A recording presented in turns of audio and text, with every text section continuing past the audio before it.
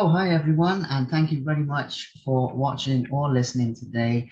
And today I have a very special guest, Mr. Gustaf Cedermalm, who is an exceptionally talented fighter and a legendary fighter. He is actually the first Swedish person, in fact, the first all-round Scandinavian to win a bare knuckle boxing title. And he is actually currently the European welterweight bare knuckle boxing champion for the WBFB, very well-known promotion, and he actually knocked out England's Stephen Berry in the second round. Fantastic fight, guys. If you haven't seen the fight, go check it out. Gustaf also has extensive experience in Thai boxing and in actual glove boxing, I believe, as well. I think there's quite a few styles, and he's currently living in Cambodia, guys. So he's moved from Sweden to Cambodia to train. There's a very interesting story behind that, I'm sure. So we've got a lot to talk about today. Very exciting journey of a world-class professional fighter and a legend. So, Champ, thank you for making the time. I appreciate you making the time, obviously, in your evening. Thank you. Thank you, brother, for having me on. Gonna be a pleasure talking to you, brother. Yeah, it's going to be a good one. So let's talk about Cambodia first of all. I mean, obviously you're living there and you moved there. So what inspired you to move, from your home? I believe you were living in Norway at one point as well, if I'm Exactly. not mistaken. But then you've moved to Cambodia. So what inspired you to go there? What was the reason for that? Number one, the weather. It's more sun and more nice weather for sure. And the fighting. Of course, Thailand has been number one visiting here in Asia. Um, but all the countries here have a really nice way of looking on fighting compared to a lot of countries back home. It's more of a culture here than home. It's more accepted, and so that was what brought me to Asia the first time, was the Thai boxing or Muay Thai. Why I came to Cambodia was actually fate, or what you believe it to call it. We were planning a trip to my girlfriend's home country, the Philippines, but something went wrong with the visa or something, so they didn't let me in. So we had like 1 month planned holiday that got ruined. They didn't let us in, so we were like, okay, where we want to go. So yep, we just decided, okay, Cambodia, let's try it. And then the same week we came here, me and my girlfriend had for the first time in our life, like a grown-up talk, like a 5-year plan, and both of us agreed that, yeah, we want to live on an island, we want to live on a beach, and I want to do something with fighting, maybe open our own gym or something like this. And the same week we met the guys at Sunset Adventures on Sunset Beach on Korong Samluem here in Cambodia, and they were planning to open a Muay Thai gym, or as they say here in Cambodia, Kung Khmer. It's same, but I use the word Muay Thai so more people understand what I'm talking about. So yeah, they were looking for a coach, and they had a coach, but he was unfortunately in a bad accident, so he would not able to move here. And then I come by, and it was fate. Like, yeah, do you want to open a gym here next year? I'm like, hell yeah, let's go. So it was an easy decision. We just planned 5-year plan, and it turned out to be a couple of months plan, because they said come as soon as you can.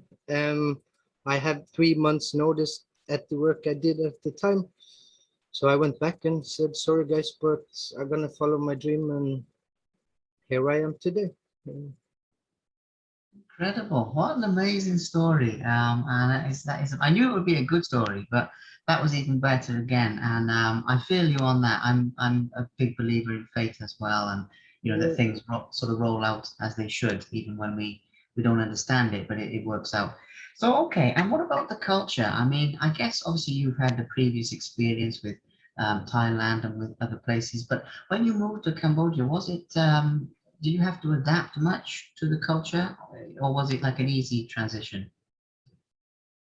The place I'm living at is mostly a tourist place. Okay.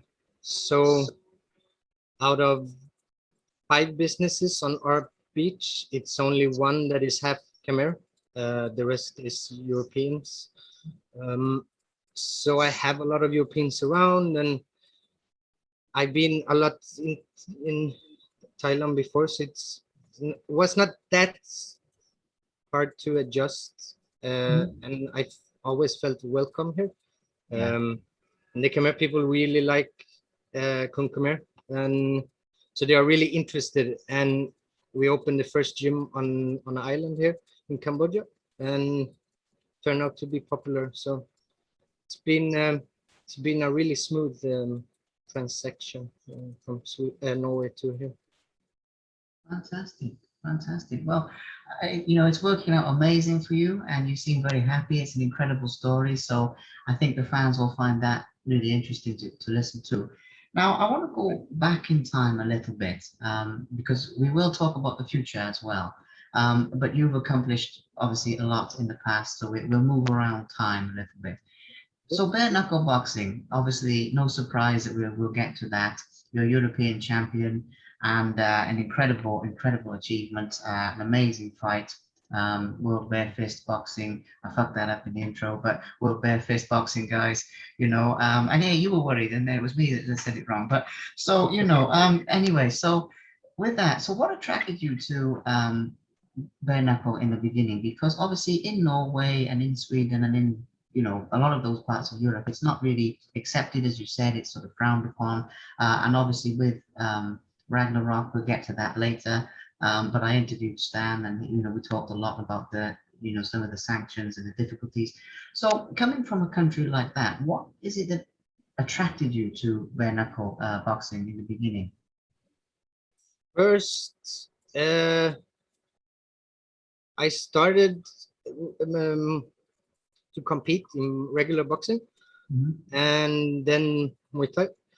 And on the side, I did some bare knuckle fights underground. And I always felt when I had the gloves on that if it would be bare knuckle, I would do much better. Because with gloves you can take a punch up here and it doesn't feel too much, but bare knuckle, it's pain. So I always had a feeling like I would go further without gloves than with gloves. But it was not legal back home, and I never really took my fighting career seriously. I always just fought because it's fun. But then when just before I made my plans to move here, I was looking in more to the bare knuckle, and of course the country in Europe to go to is England.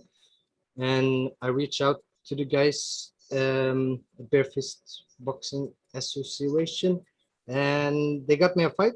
I was super happy, and then they called me up a week later and asked if I would be able to do a title fight instead. And my whole career I wanted to take a title, but I've been not taking it too seriously. So then when I made my plan to open the gym, I thought that I need to have a title so people don't ask if I were good later on when I'm coaching. I can just point on the belts and then they know I was good.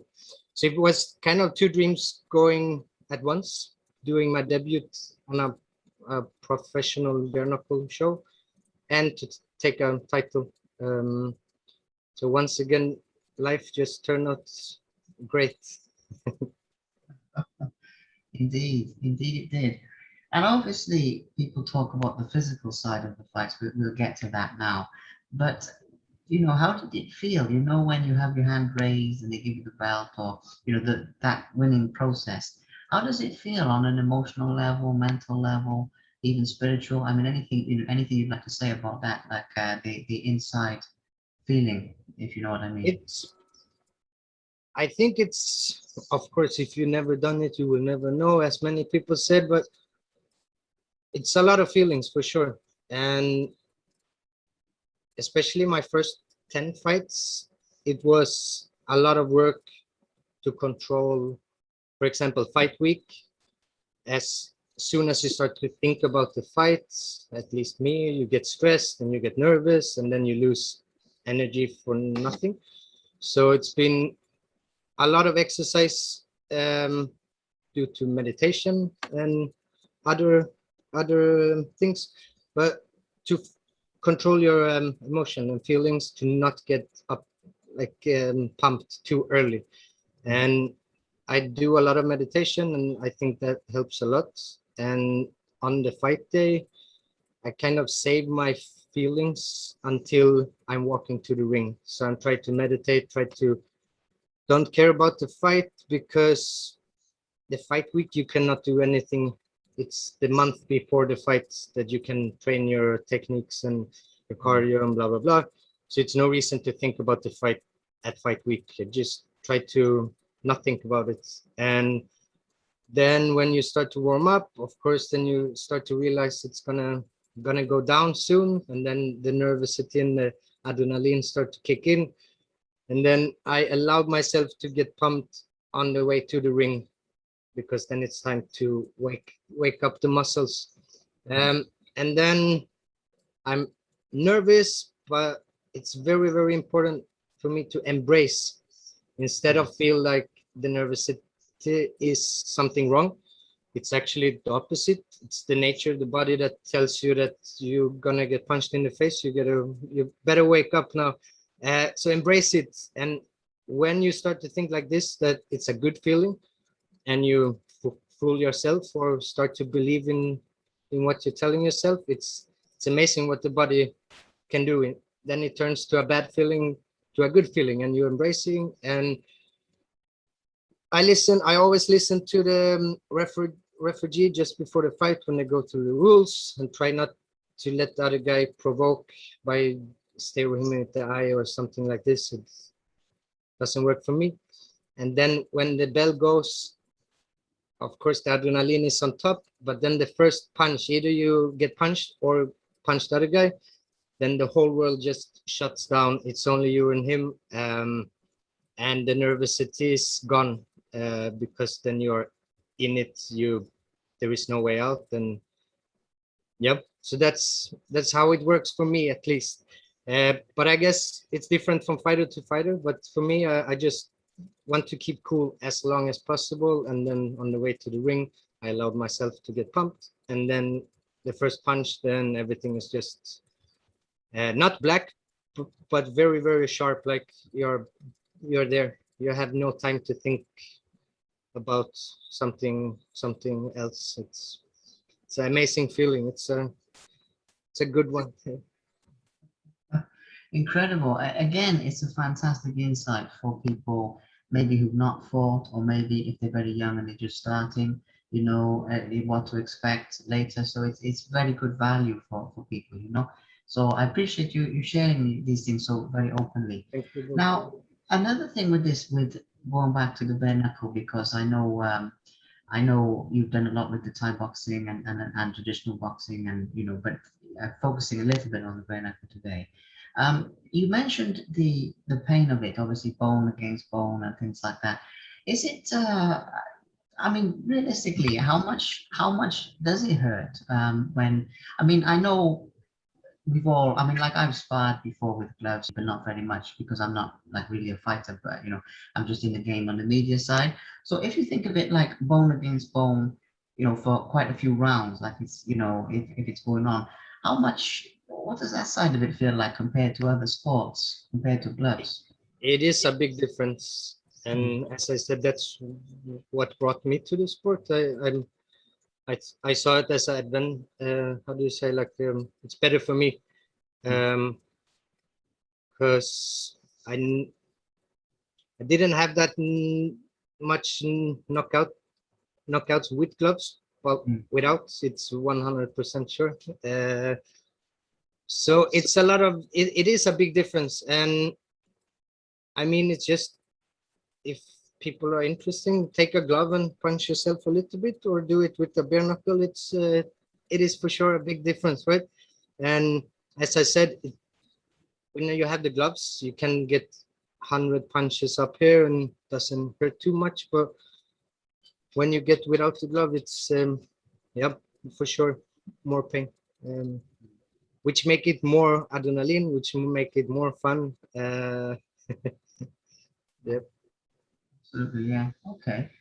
And this next one, just very briefly, I want to talk about this because I'd like to get to Ragnarok. But in terms of protecting the hands, I mean, obviously, I see there's an argument that goes on where the people say bare knuckle is safer. And I can see the argument for that. And I've got nothing against boxing. I love boxing. But obviously, you don't take as many hits for as long bare knuckle there. But with the hands, though, how do you protect your hands from, I mean, one wrong punch, you can shatter the hand or break the hand. So how do you protect that? Just as a real quick illustration for people that maybe don't know. A common, I would not say mistake, because there is many ways of training, but Mm, I think a common myth is that bare knuckle fighters train bare knuckle. mm, I never train bare knuckle because it just fuck up the hands. yeah, You want to save the hands until the fight day, of course. So I use wraps and gloves and everything during the training. Sometimes I do sparring with MMA gloves just to get a little bit more feeling, because the gloves you can protect more, of course. mm, Um, so yeah, training, I try to save my hands until the fight day, and doing fights bare knuckle, I'm aiming much more to save my hands, because a couple of rounds, um, and you, for example, hit with the smaller one, mm. um, it gonna hurt for sure. So I'm much more try to be much more precise and aim with the middle ones. Yep. Okay. Cool. That's a good insight. I mean, a lot of people. I mean, obviously, I've talked to a lot of people with bare knuckles. You get a feel for it. But for people that don't know, it's a really good, open their eyes to it, if you know what I mean. So yeah. So okay. Now a couple of other things here. Ragnarok. Obviously, you're going to be competing for them, I believe, in the first Norwegian bare knuckle show. Obviously, I've interviewed Stanley, the owner, and we talked a lot about what he's doing. English versus the the Saxons versus the Scandinavians or the Vikings, and you're representing the Vikings, which is I think is awesome. I mean, it's a great model that Yeah, he's me put too. together. They're really It's very nice. Yeah, exciting. yeah. So, what are your thoughts on that? I mean, you're going to be. Can you just tell us a little bit about the event and what your feelings are going into it, representing the Vikings, the first Norwegian bare knuckle show? I don't really have one narrow question about this. This is just anything you'd like to say about Ragnarok, really. So first off, um, the whole idea is brilliant, I think. Vikings, we have, or they have a lot of violent history, and they were fearsome, and yeah. Um, and we have a lot of upcoming. Bare knuckle is so new, so it's a lot of new talented fighters that want to do bare knuckle instead, and it attracts a lot of veterans as well who had like their second chance. So it's interesting. The whole bare knuckle it's happening a lot right now. It's cool to be part of history is making right now, and I'm super excited to do this Ragnarok show. Hopefully, it's gonna be. I don't know if you saw, but yeah, the next one I think is against the Hussars. It was the Polish Yeah. warriors. The Polish has a lot of good underground bare knuckle fighters. So I'm excited about that. It's and it's funny. It's follow history a little bit. There was a lot of fighting between the Vikings and the Englishmen, and then the Polish as well. And yeah, I hope it's going to be able to that I'm going to be able to do a lot of shows. It's very exciting. Yeah. Absolutely, absolutely. And anyone watching this that doesn't know, go check out Ragnarok BKF. They're absolutely incredible promotion and the business model, what they're doing for the fighters in terms of the financial aspects, the like you say, it's following history and the storyline. It's just a fantastic promotion, guys. So anyone that doesn't know, watching this, listen to this, check out Ragnarok. Okay, and the main man here, Gustaf, is going to be on that show as well, so that makes it even better. Okay, so I'm glad you got a mention for that in because I think it's fantastic. Now, a couple of other things with fights that are sort of general interest or what have you. You mentioned earlier. I didn't plan this one. This was just off the cuff as we're talking. But you mentioned earlier about meditation and about certain mental techniques that you use. Um, Fighting in particularly in the cultures that you've been involved in Thailand and the Philippines and Cambodia, it has a lot of spiritual history. It has a lot of rituals and processes and things like that. Have you sort of absorbed any of those? I mean, earlier on you were talking about Thai boxing by its actual name, its traditional name, which you said, and so you seem to have a good understanding of, you know what I mean, of the depth of some of this. So again, it's not a really narrow question. It's anything you'd like to say, but about aspects of the culture of fighting that you've learned from the East, if that makes sense. Anything you'd Yeah. like to As many people know, yeah, in Thailand it's a lot of tradition, and it was really interesting because I did some fights back home, and then went to my first training camp in Bangkok, and I did some of the things without knowing why. And then, um, for example, you always left in Muay Thai, you always leave one. You say thank you or hello to three of the sides. You always leave the fourth out, and it's because three is kind of a holy number in Thailand. But here in Cambodia, in Krung Khmer, they do also four. Everything is four. In Thailand, everything is three. Back to the, so yeah, I did just said hello to three sides without knowing why.